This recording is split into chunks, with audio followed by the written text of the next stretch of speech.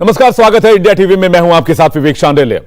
वाराणसी में निचली अदालत के आदेश के बाद वाराणसी में ज्ञानवापी मस्जिद के भीतर दूसरे दिन भी सर्वे का काम जारी रहा। आज ज्ञानवापी के आखिरी 2 तहखानों का सर्वे किया गया। ज्ञानवापी के गुंबद पर चढ़कर भी वीडियोग्राफी की गई। मस्जिद की पश्चिमी दीवार की वीडियोग्राफी भी कराई गई। काफी हद तक सर्वे का काम पूरा हो गया है। कुछ काम बाकी रह गया है जिसे कल पूरा करने की कोशिश की जाएगी। कोर्ट कमिश्नर की मौजूदगी में सर्वेक्षण के दौरान पूरी टीम ने एक एक चीज को बारीकी से देखा। सर्वे के बाद जिस तरह की खबरें आ रही हैं, उससे सवाल उठता है कि आखिर किसका दावा मजबूत है। 8 घंटे की वीडियोग्राफी के बाद तस्वीर कितनी साफ हो पाई है? ज्ञानवापी मंदिर में मंदिर मौजूद है या फिर मस्जिद का ही यह वजूद है? आज इसी पर करेंगे मुकाबला। लेकिन सबसे पहले हमारे साथ एक बहुत खास मेहमान जुड़ रहे हैं। इनका नाम है आरपी सिंह, जो सर्वे टीम के सदस्य हैं। इन्होंने ज्ञानवापी मस्जिद पर काफी रिसर्च की है और तहखानों में भी गए हैं। सीधे उनसे बातचीत करते हैं। RP Singh ji, India TV पर आपका बहुत बहुत स्वागत है। सबसे पहले हम आपके अनुभव को जानना चाहेंगे। आप अंदर गए, आप संतुष्ट हैं? आपने क्या कुछ महसूस किया वहां पर? देखिए, काशी विश्वनाथ मंदिर है जो विश्वेश्वर मंदिर है, ये बहुत सारे तरह तरह के विवादों में घिरा रहा है। मुस्लिम पक्ष कुछ और कहता है, हिंदू पक्ष कुछ और कहता है।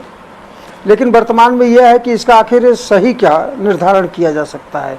तो इसके लिए सबूतों का खोजना जो है ज़रूरी था। और सबूतों के लिए जो सबूत न्यायालय में उपस्थित किए जाएंगे, उन सबूतों को लाया कहाँ से जाए। दोनों पक्ष के तरफ से जो है कोर्ट ने आदेश दिया कि ठीक है, इसके सर्वे जांच कमीशन कराया जाए और अधिवक्ता कमिश्नर नियुक्त किए गए जी कोर्ट के द्वारा जो है। और ये न्यायालय में जो कार्यवाही चल रही थी उसी के बीच में ही आया। अब ये जो कार्यवाही वहाँ हुई सर्वे की, उसमें जो मूर्तियों का मिलना है, कलश का मिलना है, मंदिर के ऊपर जो कलश बने हैं उसके बहुत सारे सबूत वहाँ पे पड़े हैं जी। और मूर्तियाँ जो पड़ी हैं तहखाने में, वहाँ पे खंभे पर मूर्तियाँ मिली हैं। उसमें बहुत सारे जो प्रतीक चिन्ह हिंदुओं के होते हैं, जैसे स्वास्तिक है, ओम है, या और भी बहुत सारे चिन्ह हैं, कमल की पंखुड़ियाँ हैं। तो यह सब का सब हर एक इंच पर मौजूद है। तो अब इसमें कहीं कोई कहने की गुंजाइश हमको नहीं लगता है कि यह बनता है कि यह मस्जिद है। नमाज पढ़ी जा रही है तो ठीक है, वो तो सारा प्रकरण सारे लोग जानते हैं। मुझे लगता है कि अब हम लोगों का एक जो दावा शुरू से हम लोग करते रहे, आप ये कह रहे हैं कि आपने सर्वे तो सारे प्रतीक दिख रहे थे। जी आरपी सिंह जी, आप ये कह रहे हैं कि आपने सर्वे के दरमियान ये चीजें देखी? जी जी। नहीं, मैं अगर स्पष्ट नहीं सुन पाया, दर्शक नहीं समझ पाए, तो आप एक बार विस्तार से बताने की कोशिश करेंगे? देखिए, वर्तमान में जो ढांचा पश्चिम साइड में है, यानी जो अभी तक टच नहीं किया गया है, जो ओरिजिनल है, उसमें तो सारे सबूत हमारे दिखते हैं। लेकिन बहुत सारे ऐसे सबूत हैं जो तहखाने में छिपे थे और वह राज लंबे समय से दफन था। कोर्ट के आदेश पर जब तहखाना खोला गया तो वहाँ पे मूर्तियाँ मिली। अब मूर्तियाँ कहाँ मिलेंगी, कहाँ से आएंगी? ये तो मंदिर का ही तहखाना है, मस्जिद के तहखाने में मूर्ति कैसे आ सकती है? तो ये जो चीज़ है, इसका ये कहना कि अब वहाँ वो है, वहाँ जो तहखाने में खंभे हैं उसमें मूर्तियाँ किसने बना दिया? तो वहाँ पे कलश कौन रख दिया? हम तो कर नहीं सकते, तहखाना तो उन्हीं सब लोगों की देख रेख में था। तो आप किस आधार पर कहते हैं कि ये मस्जिद ही है, मंदिर नहीं है? अगर ये सारे इतने सारे सबूत तहखाने में पड़े मिले हैं तो फिर उसका आधार क्या है? आज भी हुआ, आज सर्वे हुआ है, आज उस पर जो है गुम्बद में हुआ। गुम्बद के ऊपरी सिरे में, गुम्बद में 3 गुम्बद है, 3 गुम्बद के 3 छोटे छोटे झरोखे हैं। उसमें भी लोगों ने सीढ़ी लगा करके प्रवेश किया। आपने जो अधिवक्ता कमिश्नर है, बहुत ही सूझबूझ से, बहुत ही सावधानी से इस काम को उन्होंने संपन्न कराया। और अंदर में एक गुम्बद पे गुम्बद है। अब आप विचार करिए जी, एक गुम्बद नीचे है शंक्वाकार का, ऊपरी गुम्बद जो है वर्तमान में जो दिखता है वो गोलाकार है, 3 गुम्बद जी। तो फिर ये गुम्बद कहाँ से आए? नीचे शंक्वाकार गुम्बद कहाँ से बना? जो है ये हमारे मंदिर का ही मूल स्ट्रक्चर है जो गुम्बद का पहले बना है, जो इन्होंने उसको क्षतिग्रस्त नहीं किया, उसी के ऊपर इन्होंने गोला गुम्बद बनाया। सीधे सीधे इस बात का प्रमाण है। यानी आप कह रहे हैं कि जो 3 गुंबद वो दिखते हैं, बिल्कुल आप कह रहे हो 3 गुंबद दिखते हैं। मैं कहूंगा कि आप जब बात कर रहे हो तो 3 गुंबद वाले विजुअल एक बार दिखाया जाए। मैं आपसे ये कह रहा हूं वो 3 गुंबद जो दिखते हैं सफेद सफेद, आप ये कह रहे हैं कि उसके नीचे भी गुंबद है? नहीं, 3 गुंबद है तो 3 उसमें झरोखे बने हैं गुंबद में ही, और उन झरोखों से जब अंदर प्रवेश किया गया तो ऐसा नहीं कि वो गुंबद प्रवेश करने के बाद आदमी नीचे गिर जाएगा जमीन पर। वो भी ऑलरेडी एक गुंबद शंक्वाकार बना हुआ है, और नीचे के गुंबद से ऊपर के गुंबद की लगभग 6-7 फीट हाइट है, और उसके अंदर भी फोटोग्राफी हुई, वीडियोग्राफी हुई। तो आखिर में ये नीचे का गुंबद कहाँ से आ गया? और नीचे गुंबद नहीं है, वो शंक्वाकार है, ठीक है, जैसा मस्जिदों में वो मंदिरों में होता है। जी, और उसी के ऊपर ये गोला बना करके गुंबद बनाया गया उसी मलबे से। तो फिर ये कहाँ से वो हुआ? देखिए, मंदिर का सबूत 1-1 इंच वहां वर्तमान में मौजूद है। चाहे कभी भी कोई भी टीम आए, भारत सरकार की आए, मुस्लिम पक्ष की कोई टीम आए, कहीं से भी आए, उसकी जांच करा लो, उसको स्वयं अपनी आंखों से देख ले। ये जहां नमाज पढ़ते हैं वहां भी ओम के निशान कैसे मिले, त्रिशूल के निशान कैसे मिले, संस्कृत के श्लोक कैसे मिले, वर्तमान में ये सब मौजूद है। तो आप किस आधार पर कहते हैं कि वो मस्जिद है? मेरा सिर्फ ये है कहना। जी, मुझे लगता है ये सबसे बड़ा खुलासा है जो इंडिया टीवी पर इस वक्त हो रहा है, और इस मामले में इससे बड़ी जानकारी अभी किसी न्यूज चैनल पर नहीं देखने को मिलेगी जो बात आप बता रहे हैं। मैं आपसे जानना चाहूंगा अंदर की संरचना आपने कैसी देखी? बहुत जटिल लगता है, और जो आपने निशान देखे वो कितना पुराना आपको महसूस हुआ? आपने मतलब उसकी अगर आप व्याख्या कर सके तो। तहखाने की बात आप कर रहे हैं? अगर आप तहखाने की बात कर रहे हैं तो इतने जीर्ण शीर्ण हैं कि वो कब गिर जाए और कब उसकी छत जो है धराशायी हो जाए, क्योंकि पहले से मोटे मोटे पत्थरों के ही है, कोई आज की तरह वो ढलाई नहीं है, ना तो कब का गिर गया होता। पत्थरों पर ही सारी चीजें टिकी हुई हैं, और जो पुरानी तकनीक से मकान बनते थे जो हजारों हजार साल पड़े रहते थे, यह भी 400-500 साल पुराना ढांचा हो गया, लेकिन इसकी मजबूती में अभी भी कोई कमी नहीं आई है। बिल्कुल, आप किसी भी तरीके से कोई भी उसकी जांच करा सकता है किसी भी तकनीक से, कि कितने दिन का ढांचा है, ये कैसे है, इसमें ये क्या बना, इसमें ये जो है हिंदू चिन्ह कहाँ से आए, इसमें जो है मूर्तियां कहाँ से निकली। आखिर ये तो इस पर तो विचार करना होगा ना। जी। कोई हिंदू तो नहीं जा करके रखा जब उन्हीं के नियंत्रण में सब कुछ चल रहा है तो। और अभी आज तहखाने की और भी सफाई हो रही है, हो सकता है बहुत कुछ राज उसमें भी मिले। जो 5-7-10 फीट मलबा गिरा है, पटा है जी, अब तो उसकी भी खुदाई की मांग होगी। हो सकता है हमारा जो पुराना शिवलिंग हो इसी में दबा हो, कहीं ना कहीं मिलेगा। मलबे में बहुत सारे राज जो दफन है। अभी तो हम लोगों ने ऊपर सर्वे का काम संपन्न हुआ है, प्रशासन ने कराया है। अगर मलबे की खुदाई का आदेश दे दिया प्रशासन, तो मुझे ऐसा लगता है कि जो बहुत ही पुराने दफन हुए राज हैं वो भी खुल जाएंगे। बाबा भोलेनाथ का शिवलिंग भी बाहर आ जाएगा, बहुत सारे जो देवी देवताओं के जो विग्रह हैं दबे पड़े हैं वो भी बाहर आ जाएगा। अच्छा, एक सोशल मीडिया पर चर्चा चल रही थी कि हो सकता है ये जो टाइम बाय करने की कोशिश की जा रही है, वक्त लग रहा है, इस दरमियान हो सकता है वहां पर कुछ चीजों को दबाने छिपाने की कोशिश की गई हो। क्या ऐसा भी कुछ आपने महसूस किया?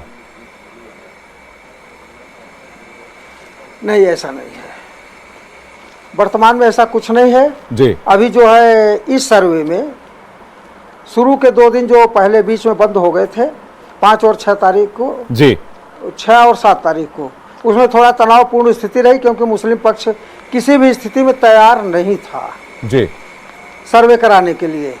इसी कारण से वो रोक भी दिया गया था। फिर कोर्ट में जो वादी पक्ष है उन्होंने एप्लीकेशन दिया और उन्होंने अपनी सारी कठिनाई बताई जी। माननीय न्यायाधीश महोदय जो है उसमें बहुत कड़ी टिप्पणी करते हुए कोर्ट ने आदेश कर दिया। तो प्रशासन को मजबूर होकर के इतना सख्त कदम उठाना पड़ा, जिसके कारण जो अधिवक्ता कमिश्नर द्वय हैं ये लोगों ने मिलकर के सारी कार्यवाही बहुत ही शांतिपूर्ण तरीके से की, और वर्तमान में जो मुस्लिम पक्ष है वो भी बहुत सहयोगात्मक रुख बनाए रखा। बिल्कुल, ये अच्छी बात है। आरपी सिंह जी, कुछ एक और सवाल लूंगा, उसके बाद मैं आपको फ्री कर दूंगा। सवाल ये कि आप क्या मानते हैं कि इसलिए विरोध किया जा रहा था और कहा जा रहा था कि हम ताला नहीं खोलेंगे, अंदर किसी को जाने की इजाजत नहीं होगी, इसलिए हमने काफी हंगामा देखा था। जब पहली बार टीम गई थी, वो तस्वीरें भी हमारे नजरों के सामने है, उस वक्त भी काफी ज्यादा विरोध हुआ था। ये मुख्य वजह थी? आपको लगता था ये सच उजागर हो जाएगा, तस्वीरें खुलकर बाहर आ जाएंगी, कैमरा अंदर जाएगा तो कुछ छिप नहीं पाएगा? बिल्कुल, मुझे ये लगता है कि उस समय ये न करने के पीछे का यही सोच रहा होगा कि बहुत सारे राज जो छिपे हुए हैं अभी तक, वो सब बाहर आ जाएंगे, और अगर हम इन लोग इस तरह से दबाव बनाएंगे तो शायद यह प्रकरण रुक जाए सर्वे का। तो इसी तरह से यह प्रक्रिया पूरी अपनाई गई थी, लेकिन कोर्ट सख्त हुआ और सख्त होने के कारण प्रशासन को भी सख्त होना पड़ा, तो मुसलमानों को झुकना पड़ा, जिसके कारण आज शांतिपूर्ण सौहार्द वातावरण में संपन्न हुआ जो है। और कल भी है, कल मुझे लगता है आखिरी दिन है। तहखाने की अभी सफाई वहाँ चल रही है। एक तहखाना है, उसमें भी 4-5 फीट 6 फीट ऊंचाई के मलबे दबे पड़े हैं, तो हो सकता है उसमें भी काफ़ी राज निकले। ये तो कल पता लगेगा जांच के दौरान। आप कह रहे हैं कल पता लगेगा, यानी टीम कल भी जाएगी? कितना काम बाकी रह रहा है, कितना प्रतिशत तक पूरा हो गया है, और कल जाएंगे तो क्या योजना रहेगी? अब देखिए, अभी जितना काम है, अगर तहखाने का करके छोड़ देते हैं तो लगभग ये मान लीजिए कि आप 70-80% काम पूरा हो गया है जी। तहखाने का उतना अगर करते हैं तो पूरा हो जाएगा, लेकिन पूरा तो तब भी नहीं होगा, क्योंकि जब तक खुदाई नहीं होगी और जब तक पूरे राज नहीं खुलेंगे। क्योंकि हम लोगों का ऐसा मानना है कि अब जब इस तहखाने के सर्वे के दौरान तहखाने से मूर्तियां निकल सकती हैं, तो जो हमारे मलबे दबे हुए हैं उसमें मंदिर के, उसमें भी बहुत सारे राज हैं, बहुत सारी चीज़ें मिलेगी, पूरी संभावना है। और मैं आज नहीं, पहले से, जब से मीडिया हमसे पूछ रही, मैं सर्वे के बहुत पहले से मैं एक ही बात कहता था कि वहाँ बहुत कुछ है और उसको खोजा जाना चाहिए। हमें भी नहीं उम्मीद था कि वहाँ पे क्या क्या मिलेगा सर्वे के दौरान, लेकिन मैं बराबर कहता रहा कि मेरा ये मानना है कि अगर उसी कायदे से खुदाई की जाए, सफाई की जाए या उसकी खुदाई की जाए, तो बहुत सारे एविडेंस सामने आ जाएंगे हिंदू मंदिर के प्रतीक होने। जी, चूंकि आरपी सिंह जी आप खुद गए, मैं एक और आखिरी सवाल आपके सामने रख रहा हूं, उसके बाद मैं आपको शुक्रिया कह दूंगा। मेरा सवाल ये कि आपने क्या कुछ ऐसा देखा जिसे देखकर आप चौंक गए हो? आपको अपनी आंखों पे भरोसा ना हुआ हो, आपने सोचा भी ना हो कि ऐसा भी कुछ मुझे दिख सकता है, जिसकी चर्चा आपकी टीम में बहुत ज्यादा हुई है, सब लोग उस बारे में बात कर रहे हो? देखिए, दिक्कत तो हर एक कदम पर आती है, कठिनाई तो हर एक कदम पर आती है, लेकिन सर्वे जांच में जो रिपोर्ट, जो परिणाम सामने आया जी, उससे हिंदू समाज बहुत संतुष्ट है और बहुत खुश है कि कम से कम चलिए इतनी सारी चीज़ें तो सामने आई, तो हमें अब और मजबूती मिल गई। और एक एक इंच जहां नमाज पढ़ते वहां भी हिंदू प्रतीकों का मिलना, ये अपने आप में बहुत बड़ी बात कहती है कि जिसको ये मिटा नहीं पाए, हटा नहीं पाए, छिपा नहीं पाए। तो इसमें अब एक ही विकल्प है, हमको लगता है जी, मुस्लिम पक्ष और हिंदू पक्ष दोनों बैठ करके आपस में समझौता कर ले, सौहार्दपूर्ण वातावरण में, जिस भी प्रकार से हो, राम जन्मभूमि की तरह, तो हमेशा के लिए यह समस्या बिना किसी जी नुकसान के ये समाप्त हो सकती है, ये मेरा मानना है जी। बहुत बहुत शुक्रिया आरपी सिंह जी हमारे साथ जोड़ने के लिए। आरपी सिंह सर्वे टीम के सदस्य, जो कि बहुत बड़ी जानकारी दे रहे हैं, और सबसे बड़ा इंटरव्यू इस वक्त आप देख रहे थे सिर्फ इंडिया टीवी पर। उन्होंने बताया पूरे विस्तार से कि क्या कुछ अंदर उन्हें नजर आया, और मुकाबला में इसी मुद्दे पर हम बहस करने वाले हैं। पूरी डिटेल से भी आपने उनकी बातचीत सुनी। हमारे साथ इस वक्त जुड़ रहे हैं कई मेहमान। राकेश त्रिपाठी जुड़ रहे हैं, प्रवक्ता हैं बीजेपी के। हमारे साथ विनोद बंसल जुड़ रहे हैं, प्रवक्ता हैं वीएचपी के। सैयद नाजिम अली हमारे साथ जुड़ रहे हैं, एआईएमआईएम के समर्थक हैं। शादाब चौहान प्रवक्ता पीस पार्टी के हमारे साथ जुड़ गए। मैं नाजिम साहब आपसे डिबेट की शुरुआत करना चाहूंगा। आरपी सिंह को आप सुन रहे होंगे, मुझे नहीं लगता कि इसके बाद मुझे कोई सवाल पूछने की जरूरत है आपसे। क्या कहेंगे आप नाजिम अली साहब? देखिए, जो इन लोगों को करना था वो इन लोगों ने किया, और सारी चीज अब आपके सामने है। ऐसा ही बाबरी मस्जिद जी, मुझे लगता है नाजिम साहब की आवाज चली गई। शादाब चौहान जी, आप कुछ कहना अब मिल रही है? सैयद नाजिम, आपको आवाज मिल रही है? बहुत ही क्लैरिफाई। ठीक है, मैं चौहान साहब मैं आ रहा हूं। नाजिम साहब कुछ कहना चाह रहे हैं, उनकी बात पूरी हो लेने दें, उनका कनेक्शन कटा था बीच में। नाजिम साहब बोलिए।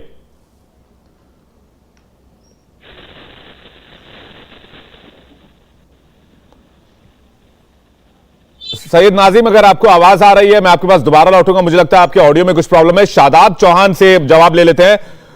आरपी सिंह जुड़े थे, कह रहे थे साक्ष्य इतने जिसकी गिनती कम पड़ जाए और हर जगह मौजूद है, जहां से नमाज की जाती है वहां पर भी मौजूद है। ये हमारे वर्ड्स नहीं है, ये आरपी सिंह जी के वर्ड्स हैं। चौहान साहब, सवाल यह है कि जिस बात पर आपत्ति थी वो तो कैमरे में कैद हो गया, अब तो कुछ कहने के और बोलने की बात ही नहीं रह गई। विवेक जी, सबसे पहले तो जज साहब ने वायलेट किया प्लेसेस ऑफ वर्शिप एक्ट 1991 को, और ये क्या कंटेम्प्ट नहीं है बाबरी मस्जिद वर्डिक्ट का। दूसरी बात, उसी तरीके से जिस तरह आरपी सिंह जी अभी बात कर रहे थे, क्या ये अनुमति है कि जो लोग अंदर मौजूद थे वो जाकर के बाहर झूठ बोल सकते हैं? एक एक बात झूठ बोल रहे हैं, कोई प्रमाण नहीं है, और कुछ भी प्रमाण होने दो, कोई फोटो होने दो, कोई लिखा होने दो, मस्जिद थी, मस्जिद है, मस्जिद रहेगी, एक और मस्जिद को नहीं खोएंगे। चौहान साहब, कैमरे में कैद हुआ है ना, को नहीं खोएंगे। देखिए कोई कितना भी झूठ कह ले। चौहान साहब, अग्रेशन आपके ऊपर अच्छा नहीं लगता, मैं कह रहा हूं कोई कितना भी झूठ कह ले, कैमरा तो झूठ नहीं बोलेगा ना, वीडियोग्राफी तो दोनों पक्षों की मौजूदगी में कराई गई ना। और एक बात जो आपने कहा कि 1991 प्लेस ऑफ वर्शिप एक्ट का उल्लंघन किया गया, मैं उस पर आपको करेक्ट कर देना चाहता हूं। वो तब होता जब किसी धार्मिक स्थल को बदला जाता, धार्मिक स्थल को बदला नहीं गया, सिर्फ और सिर्फ सर्वे कराया गया है। नाजिम साहब, सुनिए, बदलने का षड्यंत्र रचा गया। विवेक, लेट मी कंप्लीट फर्स्ट। उल्लंघन नहीं हुआ ना, ऐसा डिबेट में नहीं, नाजिम साहब उल्लंघन नहीं हुआ ना, आप बोलिए, आपकी बात आनी चाहिए, लेकिन उल्लंघन नहीं हुआ ना, मैं आपको वही करेक्ट कर रहा था, बोलिए। सुन लीजिए, मैं सिर्फ 40 अनइंटरप्टेड सेकंड चाह रहा हूं, उसके बाद बिल्कुल प्लीज कंप्लीट कीजिए। चीज तो यह है कि हमारा स्टैंड बहुत ही क्रिस्टल एंड क्लियर है कि हम सुप्रीम कोर्ट तक इस लड़ाई को लड़ेंगे। ये बाबरी मस्जिद जैसी जो डिमोलिशन की आतंकी घटना थी, उसको डिफीट करने का षड्यंत्र है, और अब दोबारा कोई मस्जिद नहीं खोएगा। मुसलमान इस देश के अंदर कोई गुलाम नहीं है। अगर किसी को लगता है कि कोई जाकर मस्जिद गिरा देगा, नहीं, ये गलत नैरेटिव, ये गलत नैरेटिव सेट कर रहे हैं। नहीं, ये गलत, जरूरत नहीं है। चौहान साहब निकले सर्वे में मस्जिद थी, नहीं, ये कोई तकरीर नहीं चल रही है ना, ये डिबेट है। आप ये नहीं कह सकते ना कि बर्दाश्त नहीं करेगा मुसलमान, ये ऐसा कुछ हो ही नहीं रहा ना, आप क्यों परेशान हो रहा है? राकेश त्रिपाठी कुछ कहना चाह रहे हैं, बीजेपी प्रवक्ता हैं। राकेश जी, करना चाहिए तुरंत यहां से। शादाब चौहान ने कहा कि कोई भी साक्ष्य मिल जाए, कोई भी साक्ष्य मिल जाए, कोई भी प्रमाण मिल जाए, उसके बाद भी ये ज्ञानवापी मस्जिद थी, ज्ञानवापी मस्जिद है, ज्ञानवापी मस्जिद ही रहेगी। जी देखिए, मैं मानता हूं कि इस प्रकार की बातें करने वाले लोग, जिनका न्याय व्यवस्था में विश्वास नहीं है, जिनका भारत के संविधान पर विश्वास नहीं है, वो इस प्रकार की बातें कर रहे हैं। आप परेशान मत होइए, आपको तय नहीं कर रहा है, तय करने के लिए भारत में हाई कोर्ट है, सुप्रीम कोर्ट है, ट्रायल कोर्ट काम कर रही है, इंतजार करिए। कोर्ट के द्वारा जा रहे हैं, कोई जोर दबाव के आधार पर नहीं जा रहा, डंडे के दम पर नहीं जा रहा है, बहुमत के दम पर नहीं जा रहा है, संसद के द्वारा कानून पारित करके भी नहीं हो रहा है। अब अगर कोर्ट के निर्णय को भी नहीं मानना है तो शादाब चौहान, बहुत मुझे क्षमा के साथ कहना पड़ेगा कि आप एक सभ्य भारत के नागरिक नहीं है, और ऐसे व्यक्ति जिसका भारत के संविधान में विश्वास ना हो, जिसका भारत के उच्च न्यायालय में विश्वास ना हो, उच्चतम न्यायालय में विश्वास ना हो, ऐसे व्यक्ति की नागरिकता भी समाप्त कर देनी चाहिए। अब शादाब चौहान चाहे जितना चीख करके चल रहा है, पृथ्वीराज चौहान के ये भी वंशज है, ये बाबर के औरंगजेब के वंशज नहीं है, नागरिकता सच्चाई तो यही है। आप भी पृथ्वीराज चौहान के वंशज हो, बाबर के वंशज औरंगजेब नहीं हो। धीरे-धीरे एक एक करके देखिए, मैं सबको मौका देता हूं, मेरी बात माननी पड़ेगी, मैं डिबेट में एक एक करके नाजिम साहब एक एक करके, चौहान साहब एक एक करके, नाजिम साहब कुछ कहना चाह रहे हैं। नाजिम जी, हाँ, नाजिम अली जी, हाँ, बोलिए। विवेक जी, राकेश जी से मैं कहना चाहता हूं कि नागरिकता रद्द कराएं अगर हिम्मत है तो जी, और हाँ, अब बर्दाश्त नहीं किया जाएगा। पहले एक मस्जिद को हम दे चुके, पहले एक मस्जिद को आपने देखा कि किस तरीके से हमसे किया गया। अब नाजिम अली जी, नहीं, नाजिम अली जी, ये ओवैसी साहब भी कहते हैं, मतलब आप सुप्रीम कोर्ट पे भरोसा नहीं रखते, आपने इतने ट्रायल्स चले उस पर भरोसा नहीं रखते, आपने नहीं, तो फिर ये कहने की क्या जरूरत है कि बाबरी हमसे ले लिया गया? इस देश में न्यायालय काम करता है ना, सुनवाई हुई ना, दोनों पक्षों ने अपनी दलील रखी ना, दोनों, सुप्रीम कोर्ट ने बीच का रास्ता निकाला ना। मैं देखिए, मैं तो दोनों पक्षों से सवाल कर रहा हूं। मैं ये कह रहा हूं, ये कहना कि बाबरी हमसे धोखे से ले लिया गया, ये वायलेशन ऑफ सुप्रीम कोर्ट के ऑर्डर का, मैं सीधे तौर पर ये कहना चाह रहा हूं। मामले में भी सर कोई मूर्तियां नहीं मिली थी। ठीक है, कोई नहीं मिली थी बाबरी मस्जिद मामले में भी जी आस्था के नाम पे फैसला सुनाया गया, सबने देखा। नहीं सर, ये तो फिर आप ये तो आप डायरेक्ट क्वेश्चन कर रहे हैं, मैं इसको अलाउ नहीं करूंगा। ये तो आप डायरेक्ट क्वेश्चन कर रहे हैं सुप्रीम कोर्ट के उनके वर्डिक्ट को। विनोद जी, कैमरा अंदर गया, तस्वीरें रिकॉर्ड हुई हैं, लेकिन बेचैनी बहुत ज्यादा है। देखिए, बेचैनी तो बढ़ेगी। जो लोग तथ्य के अन्वेषण से घबरा रहे थे, जो सत्य को छुपा रहे थे और सदियों से जो है उन जो सच्चाई को बाहर आने से डर रहे थे, जिन्होंने लगातार जो है हमारी धर्म, संस्कृति, इतिहास, महापुरुष और जो सांस्कृतिक धरोहर थी और हमारी अपनी जो आध्यात्मिक मान्यताएं थी, उन पर कुठाराघात किया, वो सब आज माननीय न्यायालय के एक छोटे से सर्वे के कारण ये इन लोगों को बिलबिलाने के लिए मजबूर कर गई। आप देखिए कि आखिरकार ऐसा कौन सा देश होगा दुनिया का जहां पर कि तथाकथित अल्पसंख्यक समुदाय के उत्पीड़न का शिकार संपूर्ण बहुसंख्यक समुदाय होगा। आप देखिए, ये ज्योतिर्लिंग नहीं है, ये सिर्फ काशी विश्वनाथ का मंदिर नहीं विवेक जी, हमारी आध्यात्मिक साधना और मन मस्तिष्क का सर्वोच्च स्थान है। आप देखिए, हिंदू समाज जो विश्व भर का हिंदू समाज है, इनके लिए एक मस्जिद पत्थर पर टुकड़ा है। ये ठीक बात, मैं मानता हूं कि आप ठीक बात कह रहे हैं कि आपके अध्यात्म का ये केंद्र है, चलिए मैं आपकी बात से सहमत हूं, लेकिन ये कह रहे हैं 1991 का जो वर्शिप एक्ट है उसका भी ये उल्लंघन है, क्योंकि उसमें 15 अगस्त 1947 के पहले जितने भी धार्मिक संरचना उन पर यथास्थिति बनाने की बात कही गई थी, उसमें सिर्फ और सिर्फ अयोध्या को छूट दी गई थी क्योंकि मामला कोर्ट में विचाराधीन था। बिल्कुल ठीक है विवेक जी। देखिए, वो 1991 का जो वर्डिक्ट है, वो जो अपना कानून है, उस कानून के संदर्भ में ऑलरेडी जो माननीय उच्च न्यायालय बोल चुका है, इस संदर्भ में भी बोल चुका है, इस ज्ञानवापी के संदर्भ में भी मामला उच्च न्यायालय में गया था, उच्च न्यायालय ने साफ साफ उसको खारिज कर दिया। इसके बाद में सर्वोच्च न्यायालय में भी उन्होंने कोशिश करी कि ये सर्वे न हो। पहले तो उन्होंने अपना चाल चरित्र चेहरा दिखाते हुए और कोर्ट के कमिश्नर को बलपूर्वक रोकने की कोशिश करी, और उसके बाद में नहीं पड़ा और अब न्यायालय ने निर्णय दे दिया, तो उसके बाद में ये सर्वोच्च न्यायालय तक गए।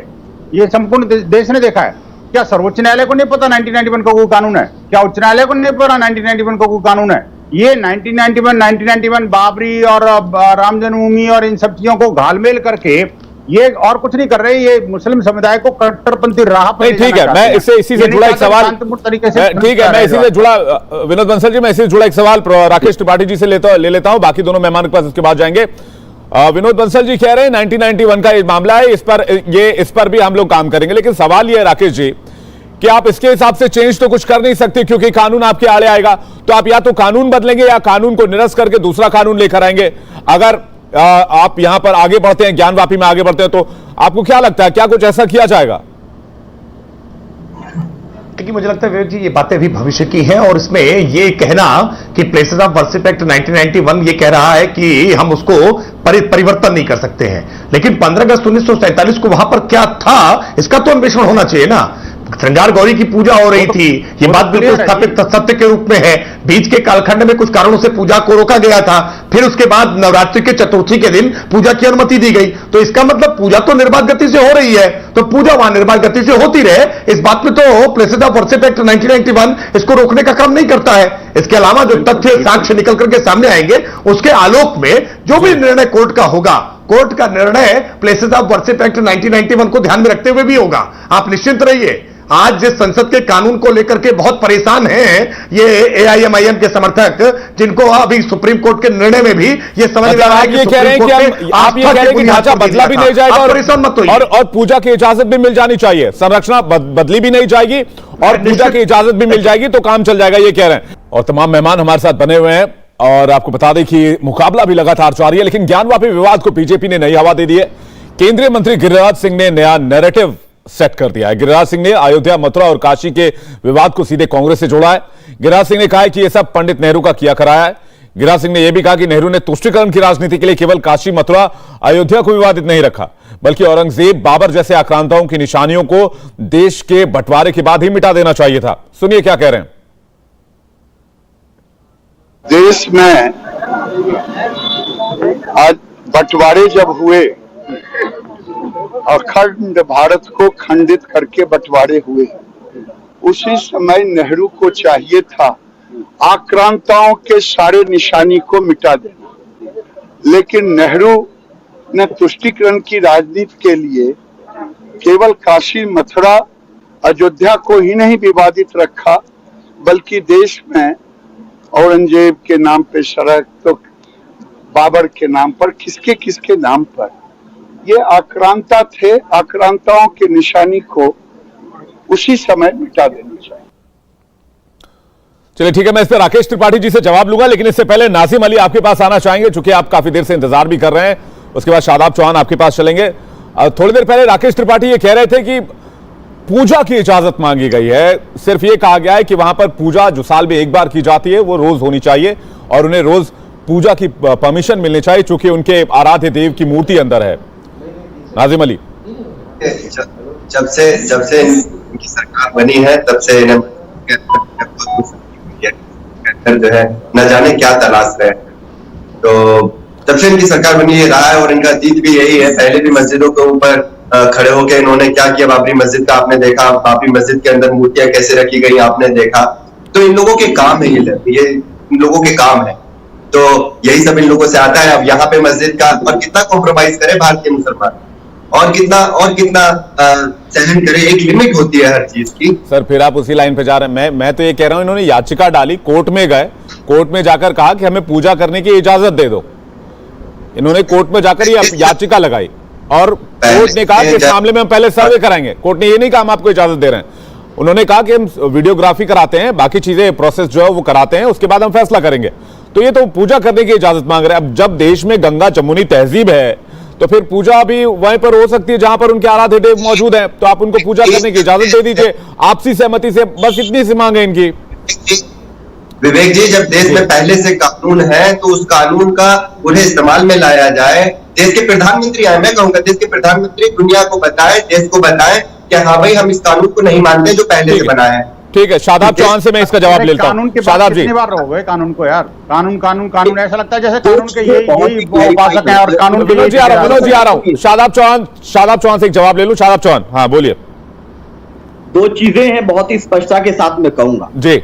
ज्ञानवापी मॉस्क में जो सर्वे की बात है, जब बाबरी मस्जिद वर्डिक्ट में प्लेसेस ऑफ वर्शिप एक्ट का जिक्र सुप्रीम कोर्ट ने रिसेंटली किया है, या तो राकेश त्रिपाठी जी और बीजेपी ये कह दे कि हम सुप्रीम कोर्ट के फैसले को नहीं मानते। अगर वो लोग मानते हैं तो क्या ये कंटेंट नहीं है? दूसरी बात ये है, फिर आप शादाब जी वो कह रहे हैं परमिशन चाहिए, वो तो कह ही नहीं रहे हम बदलने वाले हैं, वो कह रहे हैं बस इजाजत चाहिए। याचिका में यही बात कही गई है, जो हिंदू पक्ष की तरफ से याचिका डाली गई उसमें कहा गया पूजा करने दो। आप कह रहे हैं 1991 वर्डिक्ट जो कानून है उसका उल्लंघन हो जाएगा। मतलब धर्मस्थल तो नहीं बदल रहे ना, तो उल्लंघन कैसे होगा? आप अपनी बात पूरी कीजिए। हाँ शादाब चौहान। हाँ ये प्राइमरी स्टेप। विनोद जी आ रहा हूँ, विनोद जी एक एक करके आ रहा हूँ आपके पास। से पहले बाबरी मस्जिद की शहादत से पहले 1949 में चोरों की तरह मूर्तियां रखी गई और फिर ताले खोले गए। उसी का रिप्ले है ये सब कुछ, वही षड्यंत्र के तहत हो रहा है। और जो अभी कह रहे थे गिरिराज जी की मुगलों से हमारे का, उनको नहीं मालूम मुगल हमारे रिश्तेदार हैं। योगी जी के, मेरे, राजनाथ जी के रिश्तेदार हैं मुगल। परेशान मत होइए, क्योंकि वो भी क्षत्रिय है, योगी जी भी क्षत्रिय है, शादाब चौहान भी क्षत्रिय है। और क्षत्रियों ने, मुगलों ने मिलकर मुझे लगता है विनोद देश के लिए कार्य किया है। राकेश त्रिपाठी आपके पास आऊं, लेकिन विनोद बंसल जी कुछ कहना चाह रहे हैं। युद्ध किया है, ये इतिहास है भारत का। शादाब चौहान ये तो कहते, शादाब चौहान ये तो कहते हैं कि शादाब चौहान ये तो कहते हैं आपके पूर्वज हिंदू रहे जो तलवारों के दम पर बदल दिए गए, ये इनका आरोप है। आप कह रहे हैं कि ये दोनों रिश्तेदार हैं। ये आप लोगों की अपनी अपनी दलील हो सकती है, मैं उसमें पढ़ना नहीं चाहता। विनोद बंसल जी कुछ कहना चाह रहे हैं। शादाब जी एक सेकंड, शादाब जी एक सेकंड, ये कुछ भी नहीं बोल सकते ना। अरे मैं कह रहा हूँ कुछ भी नहीं बोल सकते ना शादाब चौहान जी। अरे शादाब चौहान जी कुछ भी नहीं बोल सकते, कुछ भी बोलेंगे, कुछ भी नहीं बोल सकते ना। विनोद जी हाँ बोलिए, विनोद जी बोल रहे कुछ। देखिए मैं कहता हूं कि यही भाषा है जो 2 दिन पहले आपकी टीवी चैनल की डिबेट में औरंगजेब के बारे में जाने क्या क्या कह रहे थे। बड़ा जबरदस्त स्वच्छ आदमी है ये, तो इससे बड़ा महान कोई व्यक्ति नहीं हो सकता है, इसने देश का ये किया वो किया फलाना ढिमका। और अब उसके बाद फिर बाबर के पीछे पड़ गए, बाबरी। अरे भाई सब कुछ चला गया यार। वो जो आक्रांता थे, दुष्ट थे और देश को लूटने वाले लुटेरे थे, उनके साथ अगर आप जोड़ के रहोगे तो मुसलमानों को भला नहीं होने वाला। आपके जैसे लोग मुस्लिम यूथ को भड़का करके और उनको अलगाववाद की राह पर ले जा रहे हो। और तीसरी बात ये विवेक जी, मुझे समझ में नहीं आता कि ये बार 1991 रट रखा है। एक तो 1992 और 1991, 2 ही तिथियां, 2 ही अंक इनको याद हैं। लेकिन ये समझ लेना चाहिए कि 1991 के जिस कानून का बार बार हवाला देने की कोशिश करके, और ऐसे लगता है टीवी चैनल पर सिर्फ यही एक एडवोकेट जनरल है, इसके अलावा तो कोई कानून जानता नहीं, विधि इनके अलावा कोई पढ़ता ही नहीं। आप मुझे बताइए कि क्या सर्वोच्च न्यायालय ने 1991 का कानून नहीं पढ़ा? क्या उच्च न्यायालय ने 1991 का कानून नहीं पढ़ा? क्या इस न्यायालय ने जिसने फैसला सर्वे कर दिया, क्या उनको 1991 कानून का नहीं पता था? ये अनावश्यक रूप से मुस्लिम समुदाय को कट्टरपंथी की राह पर ले जाना चाहते हैं, जो न तो इनके हित में है न देश के हित में है। और तीसरी बात ये कर दूं कि देखिए, जो पूजा की अनुमति है, पूजा की अनुमति 1991 तक थी। 1991 तक बाकायदा गर्भगृह में ज्योतिर्लिंग की पूजा होती थी। तो आखिरकार हम पूजा की अनुमति चाहते हैं, उस पूजा की अनुमति भी नहीं मिलेगी क्या?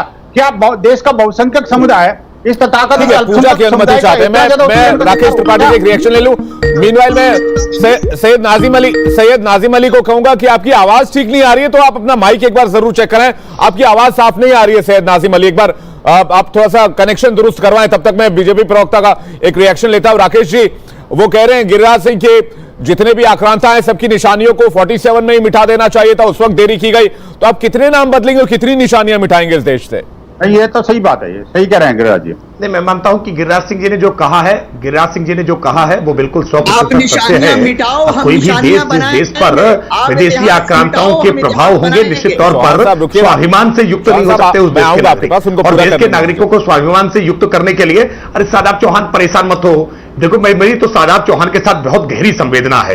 क्या है, शादाब चौहान के पुरखे पूर्वज डर के मारे, कायरता के नाते धर्मांतरण कर बैठे। अब इसमें शादाब चौहान की तो कोई गलती नहीं है, लेकिन ठीक है, शादाब चौहान को धीरे धीरे ज्ञान प्राप्त होगा। ऐसे ही चर्चा में आते आते धीरे धीरे उनके ज्ञान चक्षु खुल जाएंगे और एक दिन शादाब चौहान घर वापसी करेंगे। हम इस उम्मीद के साथ शादाब चौहान को कोई कटु शब्द नहीं कहूंगा, मैं कोई कटु शब्द नहीं बोलूंगा, मैं केवल संवेदना जाहिर करूंगा, केवल सहानुभूति रखूंगा कि शादाब चौहान जैसे लोग आज स्वीकार करने लगे हैं कि हाँ वो क्षत्रिय है, ज्ञानवापी की बात राकेश तलवार के डर राकेश जी, वो थोड़ी ना उधर कर लिया था, क्या हुआ नहीं हुआ? राकेश जी उधर जाना ही नहीं ना, क्यों जाना उधर? क्या हुआ नहीं हुआ? हम लोग ज्ञानवापी पर बात करते हैं ना। आप कह रहे हैं कि भाई पूजा करने की इजाजत मिलनी चाहिए, वो कह रहे थे पहले हम सर्वे भी नहीं होने देंगे, आपको सर्वे करने को मिल गया, अब आप चाह रहे हैं कि आपको पूजा की इजाजत मिले, यही चाहते हैं ना आप? ज्ञानवापी में प्रेयर ही इस बात की थी कि वहां पर पूजा का अधिकार नियमित रूप से मिलना चाहिए, और इसी प्रेयर के आधार पर कोर्ट ने निर्णय किया कि वहां जाने का रास्ता क्या होगा, विग्रह कहां है, पूजा कहां से कहां तक करने जानी चाहिए, इसके लिए इस परिसर का सर्वे होना चाहिए, वीडियोग्राफी होनी चाहिए। और बहुत सारे तथ्य अभी आपके साथ आपकी चर्चा में जुड़े आरपी सिंह ने जिस प्रकार के तथ्य रखे हैं, ये तथ्य उस विश्वास को मजबूत करते हैं कि हां, वहां पर ज्ञानवापी मस्जिद के नाम पर जिस तरह से काशी विश्वनाथ मंदिर को तोड़ करके बनाया गया है, जो ये मान्यता है, इस मान्यता के साक्ष्य, इसके प्रमाण वहां चीख करके मिल रहे हैं, और कोई भी अंधा व्यक्ति जिसके नेत्र न हो वो भी ये देख के बता सकता है। शादाब चौहान जी, आरपी सिंह कह रहे थे कि अंदर से नहीं, एक सेकंड, आरपी सिंह गए थे, अंदर गए थे, आप कह रहे थे वो झूठ कह रहे थे। वो कह रहे थे कि अंदर सब कुछ साक्ष्य मौजूद है, वो अपनी आंखों से देख कर आए, पहली बात। दूसरी बात, ये याचिका में कहा गया है कि उनको पूजा की इजाजत चाहिए, इससे ज्यादा कुछ नहीं मांग रहे। इस पर मैं चाहता हूं कि आप स्पष्ट करें, आप ये ना करें कि इसमें बाबरी हो गया, हमने धोखा खा लिया, अब एक और नहीं होगा, हम ज्ञानवापी नहीं बनने देंगे, ये मत कीजिए ना। मैं ये कह रहा हूं कि वो कह रहे हैं बस उनको पूजा की इजाजत चाहिए। और एक बात जो मैंने अक्सर डिबेट में सुनी है, डिबेट में मैंने सभी धार्मिक जो कि विशेषज्ञ हमारे साथ जुड़ते हैं वो भी कहते हैं कि विवादित स्थल से नमाज की जो की जाती वो स्वीकार नहीं की जा सकती। तो ये कैसे संभव हुआ, ये भी आप एक बार बताएं शादाब चौहान। पहले मैं राकेश भाई से विनम्रता से कहूंगा कि आपसे निवेदन है, क्योंकि आप हमारे हिंदुस्तानी भाई हैं, कृपया करके क्षत्रियों पे लालछन न लगाएं, नहीं तो फिर मेरी भाषा बहुत दूसरी तरफ जा रहे हैं। शादाब चौहान, सेकंड पॉइंट में आ रहा हूं। तथ्य नहीं है, तथ्य नहीं है, सत्य मर गया और अब सच्चाई उजागर हो गई। बेवजह की टिप्पणी से बचे कर रखा था शादाब जी, बेवजह। मैंने राकेश जी को भी टोका, बेवजह की टिप्पणी करने का कोई मतलब नहीं है, जिसका कोई औचित्य नहीं है। जो मामला कोर्ट में हम उस पर बात करते हैं, जो मामला विचाराधीन है, जिस पर सर्वे हो रहा है, हम उस पर बात कर रहे हैं। ठीक है विनोद जी, मैं बात कर रहा हूं ना। हाँ शादाब चौहान, मैं कहता हूं जो मामला विचाराधीन है, जिस पर सुनवाई चल रही है, हम उस पर रहते हैं ना। बेवजह टिप्पणी से किसी को कुछ नहीं मिलने वाला, साफ सीधी सी बात है। शादाब चौहान बोलिए। पहली चीज बोलेंगे क्या अति राकेश भाई, एक तरफ तो ये कह रहे हैं कि उनकी सरकार प्लेसेस ऑफ वर्शिप एक्ट को नहीं बदलने जा रही।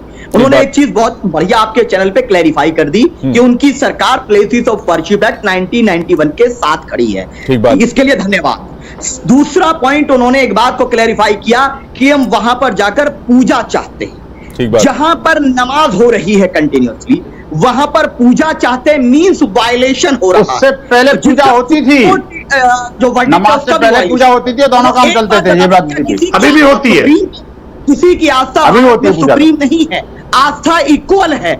शादाब चौहान जी, अभी भी होती है पूजा। आप कह रहे हैं वहां जहां नमाज होती है वहां पूजा चाहते हैं।